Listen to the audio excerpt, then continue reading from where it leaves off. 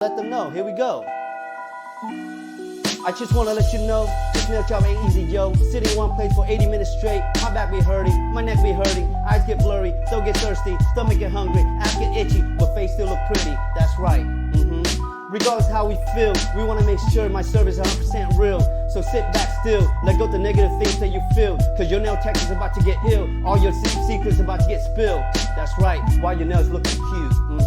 That's right. Yeah, here we go.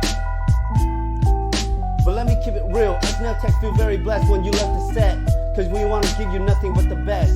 Even if you think us a little less, especially when it comes to paying for a set. Some of y'all think nails should be 25 or less. Bitch, at this point you should do your own set. This ain't 2000 on full, $25 out the door. At this point, product and supply cost more. If we gonna cost you low, how we gonna expect us to eat, yo? What's up? What's up? What's up? What's up? I know we make it look easy, put tips and acrylic and some polish, but you don't realize the days and the nights and the money we spend just to get this right. So next time when you think this Nailtech's price ain't right, remember, you just a little tight. You want to look right, but you don't want to pay for that price.